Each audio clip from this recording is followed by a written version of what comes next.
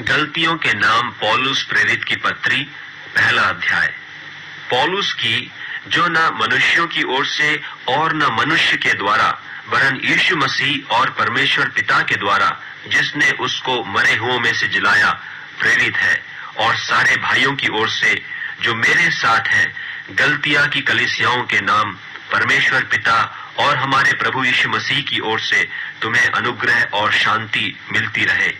उसी ने अपने आप को हमारे पापों के लिए दे दिया, ताकि हमारे परमेश्वर और पिता की इच्छा के अनुसार हमें इस वर्तमान बुरे संसार से छुड़ाए। उसकी स्तुति और बड़ाई युगानुयुग होती रहे। आमीन। मुझे आश्चर्य होता है कि जिसने तुम्हें मसीह के अनुग्रह से बुलाया, उससे तुम इतनी जल्दी फिरकर और ही प्रकार के सुसमाचार की ओर झुकने लगे। परंतु वह दूसरा सुसमाचार है ही नहीं, पर बात यह है कि कितने ऐसे हैं जो तुम्हें घबरा देते और मसीह के सुसमाचार को बिगाड़ना चाहते हैं। परंतु यदि हम या स्वर्ग से कोई दूत भी उस सुसमाचार को छोड़ जो हमने तुमको सुनाया है, कोई और सुसमाचार तुम्हें सुनाए, तो श्रापित हो। जैसा हम पहले कह चुके हैं, वैसा ही मैं अब फिर कहता हूं कि उस सुसमाचार को छोड़ जिसे तुमने ग्रहण किया है, यदि कोई और सुसमाचार सुनाता है तो श्रापित हो। अब मैं क्या मनुष्यों को मनाता हूं या परमेश्वर को? क्या मैं मनुष्यों को प्रसन्न करना चाहता हूं? यदि मैं अब तक मनुष्यों को ही प्रसन्न करता रहता तो मसीह का दास न होता। हे भाइयों, मैं तुम्हें जताई देता हूं कि जो सुसमाचार मैंने सुनाया है वह मनुष्य का सा नहीं, क्योंकि वह मुझे मनुष्य की ओर से नहीं पहुंचा और न मुझे सिखाया गया, पर यीशु मसीह के प्रकाश से मिला।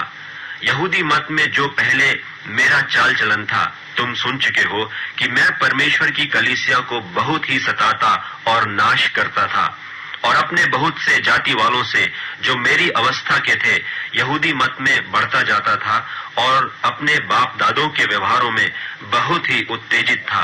परंतु परमेश्वर की, जिसने मेरी माता के गर्भ ही से मुझे ठहराया और अपने अनुग्रह से बुला लिया, जब इच्छा हुई कि मुझ में अपने पुत्र को प्रकट करे कि मैं अन्य जातियों में उसका सुसमाचार सुनाऊं, तो न मैंने मांस और लोहू से सलाह ली और न यरूशलेम को उनके पास गया जो मुझसे पहले प्रेरित थे, पर तुरंत अरब को चला गया और फिर वहां से दमिश्क को लौट आया।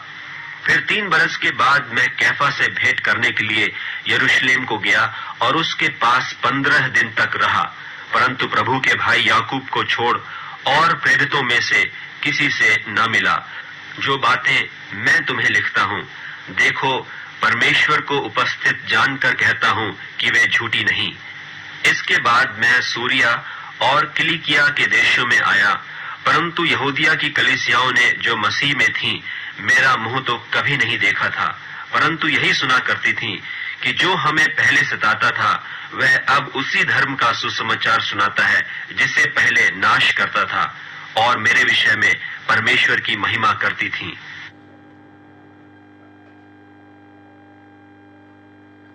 गलतियों के नाम पौलुस प्रेरित की पत्री, दूसरा अध्याय। 14 वर्ष के बाद मैं बरनबास के साथ फिर यरूशलेम को गया और तीतुस को भी साथ ले गया, और मेरा जाना ईश्वरी प्रकाश के अनुसार हुआ, और जो सुसमाचार मैं अन्य जातियों में प्रचार करता हूं उसको मैंने उन्हें बता दिया, पर एकांत में उन्हीं को जो बड़े समझे जाते थे, ताकि ऐसा न हो कि मेरी इस समय की या अगली दौड़ धूप व्यर्थ ठहरे। परंतु तीतुस भी जो मेरे साथ था और जो यूनानी है, खतना कराने के लिए विवश नहीं किया गया, और यह उन झूठे भाइयों के कारण हुआ जो चोरी से घुस आए थे, कि उस स्वतंत्रता का जो मसीह यीशु में हमें मिली है भेद लेकर हमें दास बनाए। उनके अधीन होना हमने एक घड़ी भर न माना, इसलिए कि सुसमाचार की सच्चाई तुम में बनी रहे। फिर जो लोग कुछ समझे जाते थे वे चाहे कैसे ही थे, मुझे इससे कुछ काम नहीं। परमेश्वर किसी का पक्षपात नहीं करता। उनसे जो कुछ भी समझे जाते थे मुझे कुछ भी नहीं प्राप्त हुआ, परंतु इसके विपरीत जब उन्होंने देखा कि जैसा खतना किए हुए लोगों के लिए सुसमाचार का काम पतरस को सौंपा गया, वैसा ही खतना रहितों के लिए मुझे सुसमाचार सुनाना सौंपा गया, क्योंकि जिसने पतरस से खतना किए हुओं में प्रेरिताई का कार्य बड़े प्रभाव सहित करवाया, उसी ने मुझसे भी अन्य जातियों में प्रभावशाली कार्य करवाया। और जब उन्होंने उस अनुग्रह को जो मुझे मिला था जान लिया, तो याकूब और कैफा और यूहन्ना ने, जो कलीसिया के खंभे समझे जाते थे, मुझको और बरनबास को दाहिना हाथ देकर संग कर लिया कि हम अन्य जातियों के पास जाएं और वे खतना किए हुओं के पास। केवल यह कहा कि हम कंगालों की सुधि लें, और इसी काम के करने का मैं आप भी यत्न कर रहा था। पर जब कैफा अंताकिया में आया, तो मैंने उसके मुंह पर उसका सामना किया, क्योंकि वह दोषी ठहरा था, इसलिए कि याकूब की ओर से कितने लोगों के आने से पहले वह अन्य जातियों के साथ खाया करता था। परंतु जब वे आए, तो खतना किए हुए लोगों के डर के मारे उनसे हट गया और किनारा करने लगा। और उसके साथ शेष यहूदियों ने भी कपट किया, यहाँ तक कि बरनबास भी उनके कपट में पड़ गया। पर जब मैंने देखा कि वे सुसमाचार की सच्चाई पर सीधी चाल नहीं चलते, तो मैंने सबके सामने कैफा से कहा कि जब तू यहूदी होकर अन्य जातियों की नाई चलता है और यहूदियों की नाई नहीं, तो तू अन्य जातियों को यहूदियों की नाई चलने को क्यों कहता है? हम तो जन्म के यहूदी हैं और पापी अन्य जातियों में से नहीं। तो भी यह जानकर कि मनुष्य व्यवस्था के कामों से नहीं, पर केवल यीशु मसीह पर विश्वास करने के द्वारा धर्मी ठहरता है, हमने आप भी मसीह यीशु पर विश्वास किया कि हम व्यवस्था के कामों से नहीं, पर मसीह पर विश्वास करने से धर्मी ठहरे, इसलिए कि व्यवस्था के कामों से कोई प्राणी धर्मी न ठहरेगा। हम जो मसीह में धर्मी ठहरना चाहते हैं, यदि आप ही पापी निकले, तो क्या मसीह पाप का सेवक है? कदापि नहीं, क्योंकि जो कुछ मैंने गिरा दिया, यदि उसी को फिर बनाता हूँ, तो अपने आप को अपराधी ठहराता हूँ। मैं तो व्यवस्था के द्वारा व्यवस्था के लिए मर गया कि परमेश्वर के लिए जीऊं। मैं मसीह के साथ क्रूस पर चढ़ाया गया हूँ, और अब मैं जीवित न रहा, पर मसीह मुझ में जीवित है। और मैं शरीर में अब जो जीवित हूँ, तो केवल उस विश्वास से जीवित हूँ जो परमेश्वर के पुत्र पर है, जिसने मुझसे प्रेम किया और मेरे लिए अपने आप को दे दिया। मैं परमेश्वर के अनुग्रह को व्यर्थ नहीं ठहराता, क्योंकि यदि व्यवस्था के द्वारा धार्मिकता होती, तो मसीह का मरना व्यर्थ होता।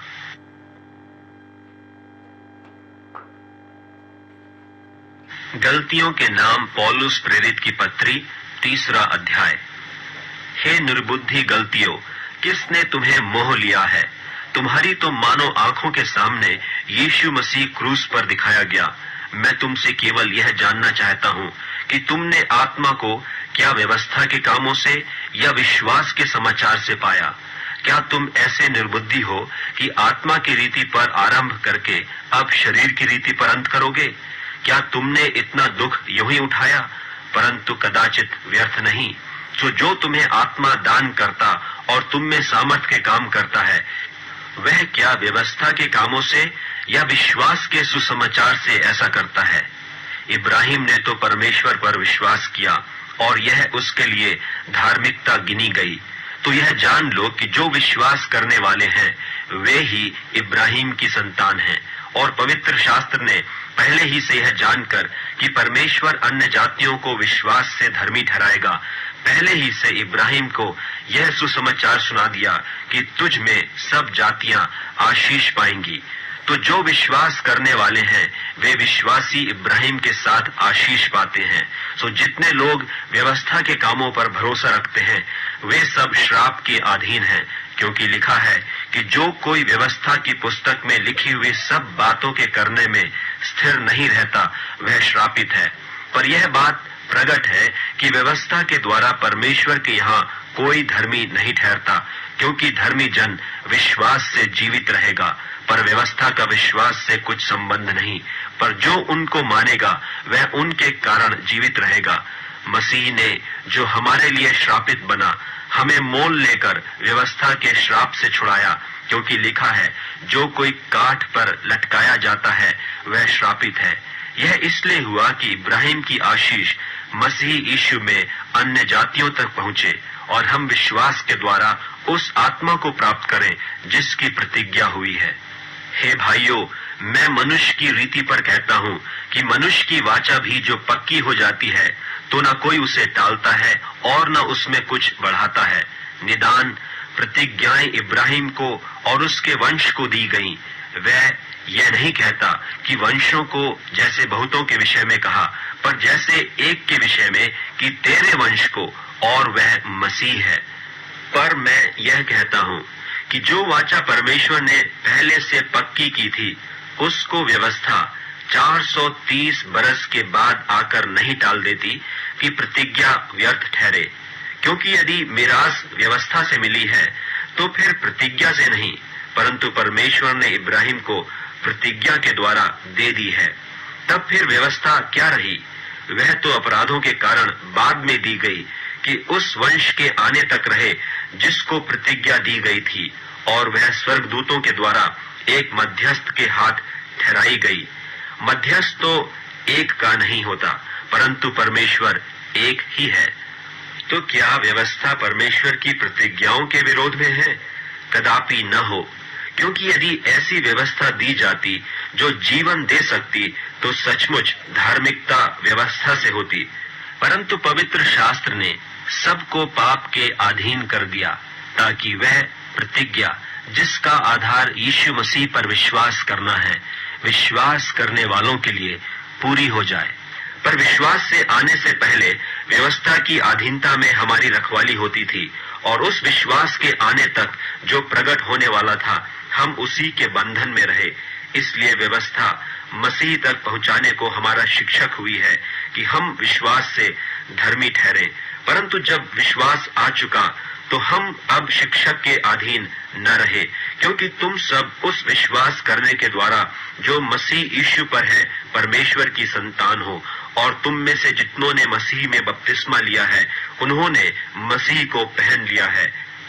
अब न कोई यहूदी रहा और न यूनानी, न कोई दास न स्वतंत्र, न कोई नर न नारी, क्योंकि तुम सब मसीह यीशु में एक हो। और यदि तुम मसीह के हो तो इब्राहिम के वंश और प्रतिज्ञा के अनुसार वारिस भी हो।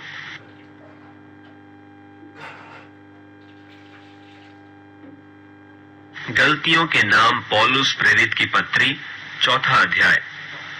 मैं यह कहता हूँ कि वारिस जब तक बालक है, यद्यपि सब वस्तुओं का स्वामी है, तो भी उसमें और दास में कुछ भेद नहीं, परंतु पिता के ठहराए हुए समय तक रक्षकों और भंडारियों के वश में रहता है। वैसे ही हम भी जब बालक थे तो संसार की आदि शिक्षा के वश में होकर दास बने हुए थे। परंतु जब समय पूरा हुआ तो परमेश्वर ने अपने पुत्र को भेजा जो स्त्री से जन्मा और व्यवस्था के अधीन उत्पन्न हुआ, ताकि व्यवस्था के अधीनों को मोल लेकर छुड़ा ले और हमको लेपालक होने का पद मिले। और तुम जो पुत्र हो, इसलिए परमेश्वर ने अपने पुत्र के आत्मा को, जो हे अब्बा हे पिता कहकर पुकारता है, हमारे हृदय में भेजा है। इसलिए तू अब दास नहीं परंतु पुत्र है, और जब पुत्र हुआ तो परमेश्वर के द्वारा वारिस भी हुआ। भला तब तो तुम परमेश्वर को न जानकर उनके दास थे जो स्वभाव से परमेश्वर नहीं, पर अब जो तुमने परमेश्वर को पहचान लिया, वरन परमेश्वर ने तुमको पहचाना, तो उन निर्बल और निकम्मी आदि शिक्षा की बातों की ओर क्यों फिरते हो, जिनके तुम दोबारा दास होना चाहते हो? तुम दिनों और महीनों और नियत समयों और वर्षों को मानते हो। मैं तुम्हारे विषय में डरता हूँ, कहीं ऐसा न हो कि जो परिश्रम मैंने तुम्हारे लिए किया है व्यर्थ ठहरे। हे भाइयों, मैं तुमसे विनती करता हूँ, तुम मेरे समान हो जाओ, क्योंकि मैं भी तुम्हारे समान हुआ हूँ। तुमने मेरा कुछ बिगाड़ा नहीं, पर तुम जानते हो कि पहले पहल मैंने शरीर की निर्बलता के कारण तुम्हें सुसमाचार सुनाया, और तुमने मेरी शारीरिक दशा को, जो तुम्हारी परीक्षा का कारण थी, तुच्छ न जाना, न उससे घृणा की, और परमेश्वर के दूत वरन मसीह के समान मुझे ग्रहण किया। तो वह तुम्हारा आनंद मनाना कहा गया। मैं तुम्हारा गवाह हूँ कि यदि हो सकता तो तुम अपनी आंखें भी निकालकर मुझे दे देते, तो क्या तुमसे सच बोलने के कारण मैं तुम्हारा बैरी बन गया हूं? वे तुम्हें मित्र बनाना तो चाहते हैं, पर भली मनसा से नहीं, वरन तुम्हें अलग करना चाहते हैं कि तुम उन्हीं को मित्र बना लो।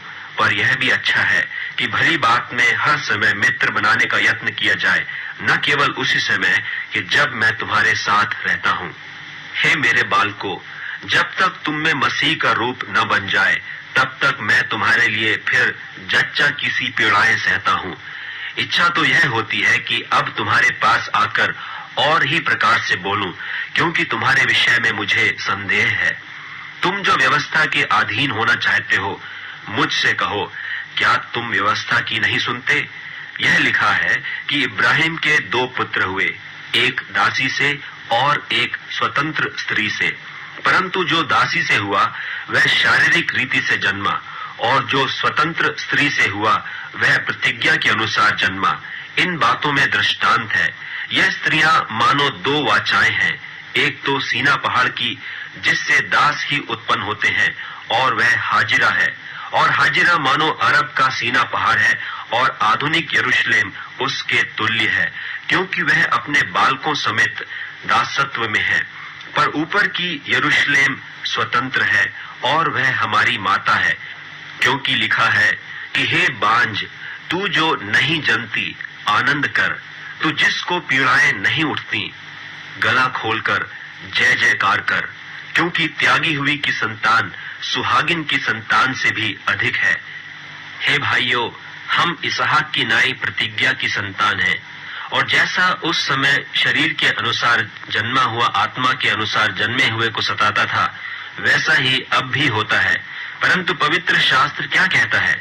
दासी और उसके पुत्र को निकाल दे, क्योंकि दासी का पुत्र स्वतंत्र स्त्री के पुत्र के साथ उत्तराधिकारी नहीं होगा। इसलिए हे भाइयों, हम दासी के नहीं, परंतु स्वतंत्र स्त्री की संतान हैं। गलतियों के नाम पौलुस प्रेरित की पत्री 5वां अध्याय। मसीह ने स्वतंत्रता के लिए हमें स्वतंत्र किया है, सो इसी में स्थिर रहो और दासत्व के जुए में फिर से न जुतो। देखो, मैं पौलुस तुमसे कहता हूं कि यदि खतना कराओगे तो मसीह से तुम्हें कुछ लाभ न होगा।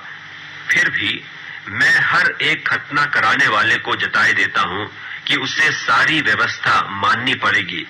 तुम जो व्यवस्था के द्वारा धर्मी ठहरना चाहते हो, मसीह से अलग और अनुग्रह से गिर गए हो, क्योंकि आत्मा के कारण हम विश्वास से आशा की हुई धार्मिकता की बाट जोहते हैं, और मसीह यीशु में न खतना रहित कुछ काम का है, परंतु केवल जो प्रेम के द्वारा प्रभाव करता है। तुम तो भली भांति दौड़ रहे थे, अब किसने तुम्हें रोक दिया कि सत्य को न मानो? ऐसी सीख तुम्हारे बुलाने वाले की ओर से नहीं। थोड़ा सा खमीर सारे गूंधे हुए आटे को खमीर कर डालता है। मैं प्रभु पर तुम्हारे विषय में भरोसा रखता हूं कि तुम्हारा कोई दूसरा विचार न होगा, परंतु जो तुम्हें घबरा देता है वह कोई क्यों न हो, दंड पाएगा।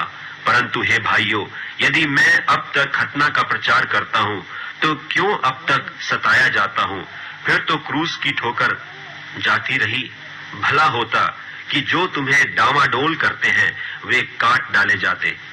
हे भाइयों, तुम स्वतंत्र होने के लिए बुलाए गए हो, परंतु ऐसा न हो कि यह स्वतंत्रता शारीरिक कामों के लिए अवसर बने, वरन प्रेम से एक दूसरे के दास बनो, क्योंकि सारी व्यवस्था इस एक ही बात में पूरी हो जाती है कि तू अपने पड़ोसी से अपने समान प्रेम रख। पर यदि तुम एक दूसरे को दांत से काटते और फाड़ खाते हो, तो चौकस रहो कि एक दूसरे का सत्यानाश न कर दो। पर मैं कहता हूं, आत्मा के अनुसार चलो, तो तुम शरीर की लालसा किसी रीति से पूरी न करोगे, क्योंकि शरीर आत्मा के विरोध में और आत्मा शरीर के विरोध में लालसा करती है, और ये एक दूसरे के विरोधी हैं, इसलिए कि जो तुम करना चाहते हो वह न करने पाओ। और यदि तुम आत्मा के चलाए चलते हो तो व्यवस्था के अधीन न रहे। शरीर के काम तो प्रकट हैं, अर्थात व्यभिचार, गंदे काम, लुचपन, मूर्ति पूजा, टोना, बैर, झगड़ा, ईर्ष्या, क्रोध, विरोध, फूट, विधर्म, डाह, मतवालपन, लीला क्रीड़ा और इनके ऐसे और काम हैं, इनके विषय में मैं तुमको पहले से कह देता हूँ, जैसा पहले कह भी चुका हूँ कि ऐसे ऐसे काम करने वाले परमेश्वर के राज्य के वारिस न होंगे। पर आत्मा का फल प्रेम, आनंद, मेल, धीरज, कृपा, भलाई, विश्वास, नम्रता और संयम है। ऐसे ऐसे कामों के विरोध में कोई भी व्यवस्था नहीं। और जो मसीह यीशु के हैं, उन्होंने शरीर को उसकी लालसाओं और अभिलाषों समेत क्रूस पर चढ़ा दिया है। यदि हम आत्मा के द्वारा जीवित हैं, तो आत्मा के अनुसार चले भी। हम घमंडी होकर न एक दूसरे को छेड़ें और न एक दूसरे से डाह करें। गलतियों के नाम पौलुस प्रेरित की पत्री 6वां अध्याय।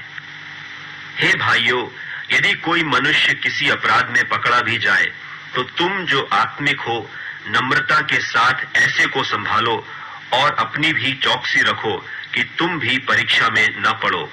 तुम एक दूसरे के भार उठाओ और इस प्रकार मसीह की व्यवस्था को पूरी करो। क्योंकि यदि कोई कुछ न होने पर भी अपने आप को कुछ समझता है, तो अपने आप को धोखा देता है। पर हर एक अपने ही काम को जांच ले, और तब दूसरे के विषय में नहीं, परंतु अपने ही विषय में उसको घमंड करने का अवसर होगा। क्योंकि हर एक व्यक्ति अपना ही बोझ उठाएगा। जो वचन की शिक्षा पाता है, वह सब अच्छी वस्तुओं में सिखाने वाले को भागी करे। धोखा न खाओ, परमेश्वर ठट्ठों में नहीं उड़ाया जाता। क्योंकि मनुष्य जो कुछ बोता है वही काटेगा। क्योंकि जो अपने शरीर के लिए बोता है, वह शरीर के द्वारा विनाश की कटनी काटेगा। और जो आत्मा के लिए बोता है, वह आत्मा के द्वारा अनंत जीवन की कटनी काटेगा। हम भले काम करने में हियाव न छोड़ें, क्योंकि यदि हम ढीले न हो तो ठीक समय पर कटनी काटेंगे। इसलिए जहाँ तक अवसर मिले, हम सबके साथ भलाई करें, विशेष करके विश्वासी भाइयों के साथ। देखो, मैंने कैसे बड़े बड़े अक्षरों में तुमको अपने हाथ से लिखा है। जितने लोग शारीरिक दिखाव चाहते हैं, वे तुम्हारे खतना करवाने के लिए दबाव देते हैं, केवल इसलिए कि वे मसीह के क्रूस के कारण सताए न जाएं।